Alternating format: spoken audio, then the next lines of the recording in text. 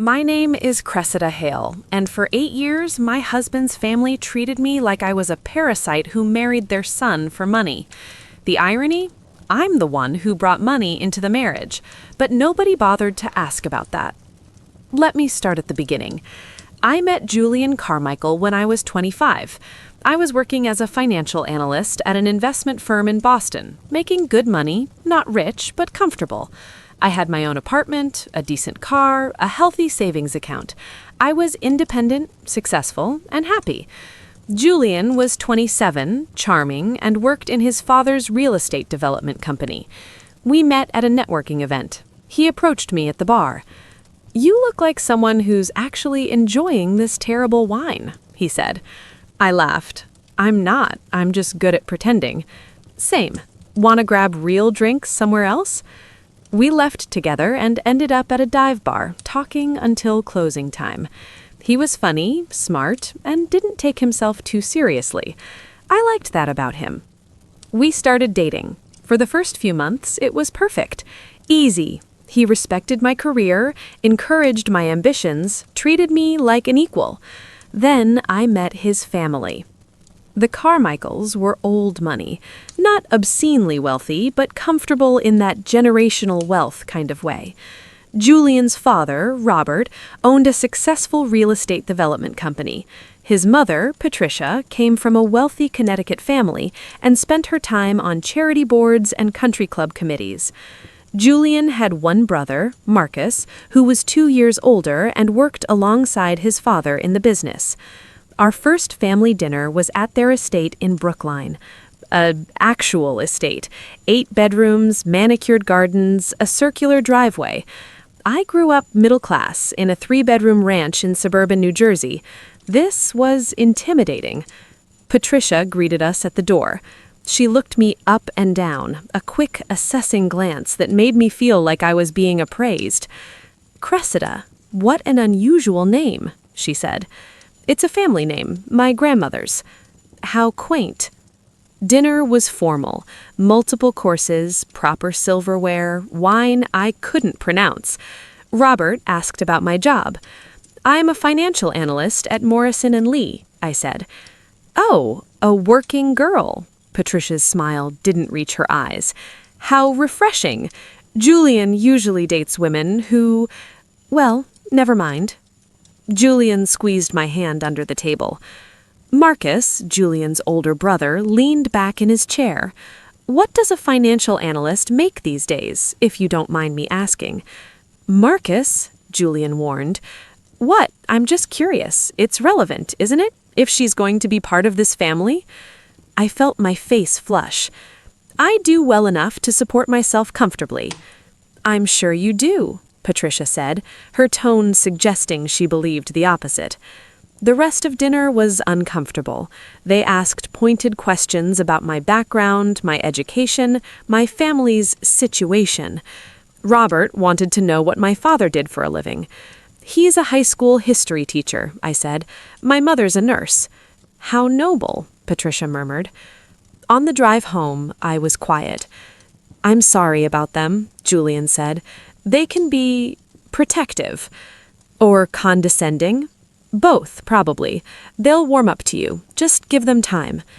They didn't warm up to me. If anything, it got worse. At the next family gathering, Marcus's birthday, Patricia pulled me aside. "You seem like a smart girl, Cressida, so I'll be direct. Our family has a certain standard. Julian is set to inherit a significant portion of his father's business. We need to ensure that whoever he marries understands the responsibility that comes with that." "I'm not sure I understand what you're implying." "I'm not implying anything. I'm stating a fact. There are women who see my son as a meal ticket. I need to know you're not one of them." I stared at her. "I have my own career, my own money. I don't need Julian's." "Everyone says that. Then they get married and suddenly they're very comfortable spending money they didn't earn." I wanted to walk out, but Julian loved his family, despite their flaws. I didn't want to be the reason he lost them, so I stayed. I endured the snide comments, the pointed questions, the way Patricia introduced me to her friends as Julian's little friend from work. Julian and I got engaged after dating for 2 years. I thought maybe the engagement would change things. It didn't. Patricia insisted on planning the wedding. She took over completely. The venue, the flowers, the guest list. She picked out my dress without consulting me. "This is more appropriate for a Carmichael wedding," she said, showing me a conservative, high-necked gown that looked like something from the 1950s. "I don't really like it," I said carefully. "Well, it's not about what you like, dear. It's about what's appropriate for our family." I bought my own dress. When Patricia saw it on the wedding day, a beautiful modern gown that I loved, she pursed her lips. "How unconventional," she said. The wedding itself was beautiful, but it didn't feel like mine. It felt like a Carmichael production that I happened to be starring in. After we got married, things escalated. We bought a house, a modest 3-bedroom in a nice neighborhood. I'd saved for years and put down half the down payment from my own savings. Julian put down the other half. At Sunday dinner, Robert asked about the house. "It's lovely," I said. "We're really happy with it." "How are you managing the mortgage? That's a lot for a young couple." "We're managing fine," Julian said. "Cressida makes good money." Marcus laughed. "Sure she does. Come on, Jules. We all know who's really carrying the financial load here." "Actually, we split everything equally," I said firmly. "I contribute just as much as Julian does." Robert raised an eyebrow. "Is that so? What does a financial analyst make these days? 6 figures?" "Yes, actually, just over." The table went silent. Patricia's fork paused midway to her mouth. "Well," she said finally, "how ambitious of you." It wasn't a compliment. Over the years, the narrative solidified in their minds. I was a gold digger who'd trapped their beloved Julian. Nothing I did could change their opinion. I got promoted to senior analyst, then to associate director. My salary increased significantly. I paid for vacations, renovations to our house, a new car for Julian when his broke down. Patricia told her friends I was very generous with Julian's money. When Julian's cousin got married, Patricia introduced me to the bride's family as our daughter-in-law, who's very interested in our family business. I'd never expressed any interest in their business. I had my own career. At Thanksgiving, Marcus's wife, a woman named Sloane who came from another wealthy family, made a comment about women who marry up. "It must be nice," she said, looking at me, "to suddenly have access to a lifestyle you could never afford on your own." "I afford my own lifestyle just fine," I said quietly. "Of course you do," Sloane said, her smile saccharine. "We're not judging. Some women are just more practical about their choices." Julian never defended me. Not really. He'd make weak protests. "Come on, that's not fair." But he never stood up to his family in any meaningful way. "They're just protective," he'd say when I'd bring it up later. "They don't really mean it." "They absolutely mean it, Julian. You're being too sensitive." That became his standard response. I was too sensitive, too reactive, taking things too personally. After 5 years of marriage, I stopped trying to prove myself to them. I attended family dinners, smiled politely, and let their comments roll off me. On the surface, at least. Inside, I was exhausted, hurt, angry. Then Robert got sick. It started with a cough that wouldn't go away, then weight loss, then a diagnosis, stage 4 lung cancer. He'd been a smoker for 40 years. The prognosis wasn't good. Maybe a year, the doctor said, possibly less. Patricia fell apart. Marcus became obsessed with the business, making sure everything was in order for the transition. Julian was devastated. Robert was his hero, the man he'd looked up to his entire life. I did what any decent person would do. I showed up. I drove Patricia to doctor's appointments when she was too upset to drive. I organized meal trains, coordinated with hospice, and helped manage Robert's medications. Robert noticed. One afternoon, I was sitting with him while Patricia was at a charity meeting. He was having a good day, alert, talkative. "Cressida," he said, "can I ask you something?" "Of course. Why do you put up with us?" I looked up from the book I'd been reading. "What do you mean?" "My wife, my son Marcus, even Julian sometimes. We haven't been kind to you, yet you're here, helping, doing more than my own daughter-in-law." Sloane had visited exactly twice since the diagnosis. "You're Julian's father," I said simply. "Of course I'm here." "That's not an answer." I set down my book. "Honestly, I don't know. Maybe because I keep hoping that eventually you'll see I'm not what you think I am." "And what do we think you are?" "Someone who married Julian for his money and his family status." Robert was quiet for a long moment. "Patricia has very fixed ideas about the world, about class, about money, about what's appropriate. I've indulged her too much over the years." "You love her." "I do, but that doesn't mean she's always right." He looked at me carefully.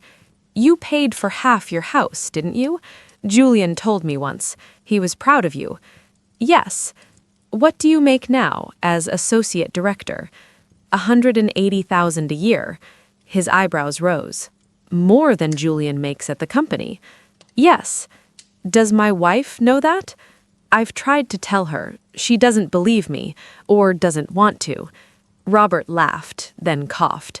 When he recovered, he said, "You're not what I expected when Julian first brought you home." "What did you expect?"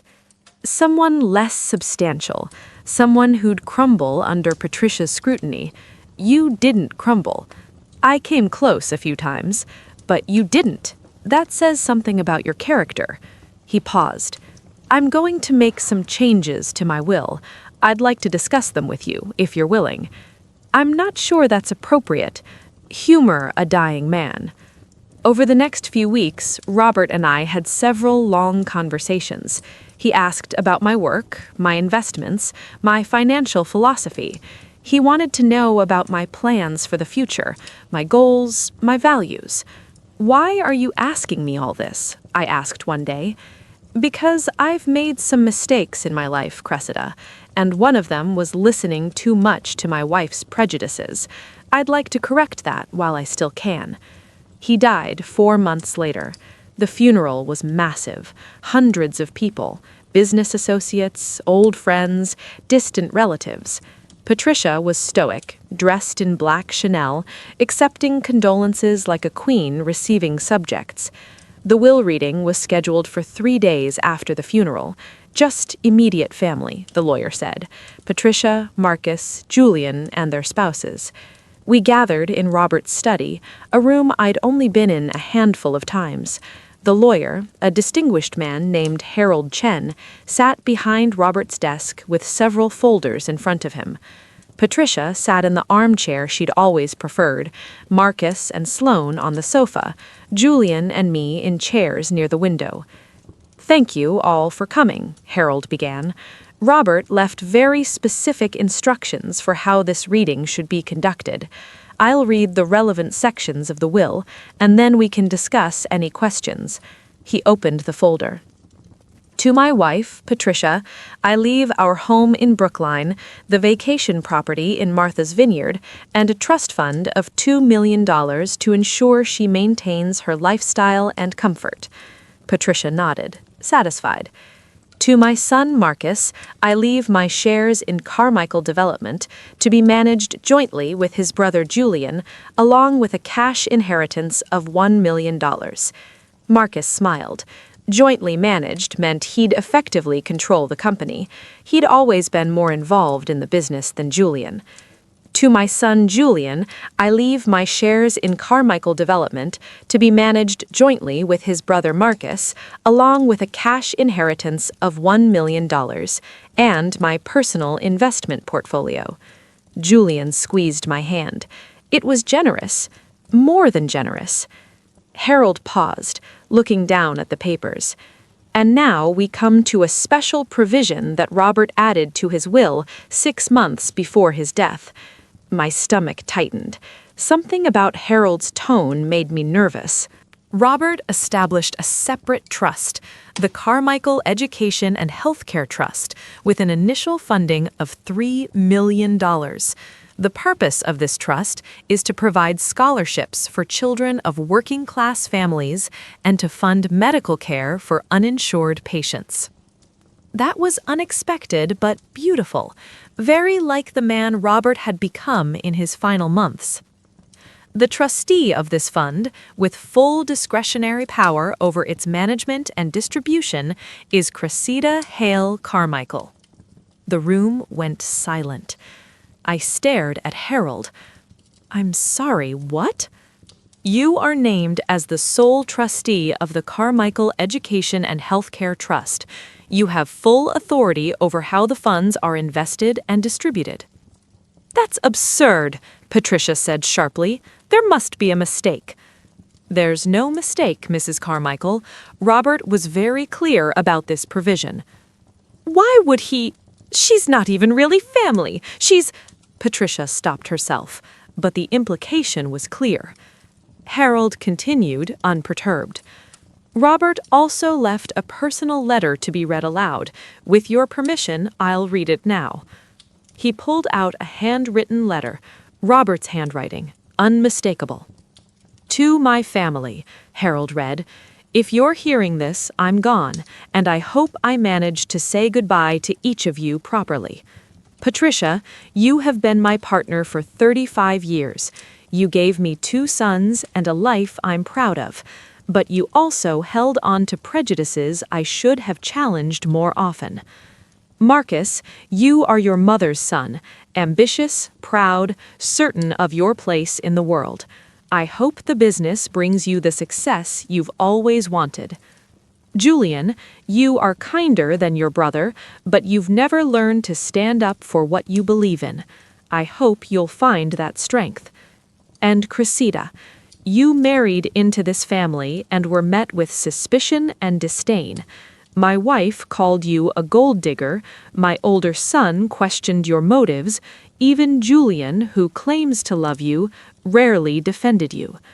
But in my final months when I needed help, you were there, not because of money or obligation, but because it was the right thing to do. You drove Patricia to appointments, you organized my care, you sat with me when I was afraid. You also happened to mention during one of our conversations that you make nearly twice what Julian makes, that you've been the primary breadwinner in your marriage for the last 3 years, that you paid for their house renovations, their vacations, Julian's car. My wife spent 8 years calling you a gold digger while you were actually financially supporting her son. The irony isn't lost on me. I'm putting you in charge of the charitable trust because I know you'll use it wisely. You understand what it means to work for what you have. You haven't forgotten where you came from. Patricia, Marcus, I love you both, but you need to learn that wealth doesn't make you better than anyone else, and sometimes the people you look down on are actually looking down at you from a much higher place. Cressida, use the money well, help people who need it, and don't let my family's prejudice make you doubt your worth. You were never the gold digger they claimed you were. You were just someone who loved my son and had the dignity not to boast about her own success. I see you now. I should have seen you sooner. With respect and regret, Robert Carmichael. Harold finished reading and set down the letter. The silence in the room was deafening. Patricia's face had gone completely white. Marcus looked like he'd been slapped. Sloane's mouth hung open. Julian was staring at me. "You make twice what I make?" I'd told him, multiple times. He'd never really listened. "Yes," I said quietly. "I've been promoted 3 times in the last 5 years. I'm an associate director now. I make $180,000 a year. And you paid for the kitchen renovation, both Hawaii trips, your car, about 60% of our joint expenses for the last 3 years. His face went red. Why didn't you tell me? I did tell you, Julian, many times. You didn't listen. None of you did. I turned to Patricia. You spent 8 years treating me like I was trying to steal from your family. You checked my background, questioned my motives, made sure I knew I didn't belong, and the whole time I was supporting your son. This is... Patricia couldn't finish the sentence. Humiliating? I offered. Yes, I imagine it is. Now you know how I felt at every family dinner for the past 8 years. Marcus found his voice. This is ridiculous. Dad was sick. He wasn't thinking clearly. Your father's mind was perfectly clear. He consulted with me extensively about these provisions. He wanted to make a point. Well, he's made it, I said, standing up. And now, if you'll excuse me, I have a trust to manage. I walked out of Robert's study, leaving them all sitting in shocked silence. Julian followed me to the car. Cressida, wait. I turned. What? I didn't know. About the money. About how much you were contributing. I should have paid more attention. Yes, you should have. And I should have defended you. To my family. I was a coward. Yes, you were. He looked devastated. Good. Can we fix this? He asked. I don't know, Julian. You've spent 8 years letting your family treat me like garbage. Your father, your dying father, saw my worth before you did. What does that say about our marriage? I love you. Do you, or do you love the idea of me, the convenient, undemanding wife who doesn't make waves? That's not fair. None of this has been fair, but your father made it fair. At the end, he saw the truth and made sure everyone else saw it too. I got in my car and drove away. The aftermath was messy. Patricia refused to speak to me for months. Marcus contested the will, unsuccessfully, claiming Robert had been unduly influenced. Sloane started spreading rumors that I'd manipulated a dying old man. None of it mattered. I threw myself into managing the trust, set up scholarship programs for first-generation college students, partnered with hospitals to cover medical bills for uninsured patients. Every dollar went exactly where Robert had intended. The local news did a story about the trust. I gave an interview, explained Robert's vision. The headline read, "Working Class Woman Honors Late Father-in-Law's Legacy, Manages $3 million Charitable Trust." Patricia's friends saw it. Her bridge club, her charity committees. They all knew now. Julian and I went to marriage counseling. It was rough. He had to confront the fact that he'd been complicit in his family's treatment of me, that he'd been intimidated by my success rather than proud of it. I think part of me liked that my family thought I was taking care of you, he admitted in one session. It made me feel important, like I was the provider. Even though it wasn't true? Even though it wasn't true. We're still working through it. Some days I think we'll make it, other days I'm not sure. But here's what I know. Robert Carmichael, in his final act, gave me something his family never had: respect. Recognition, validation that I wasn't the person they'd spent 8 years claiming I was. He also gave me power, $3 million in a trust that I control completely.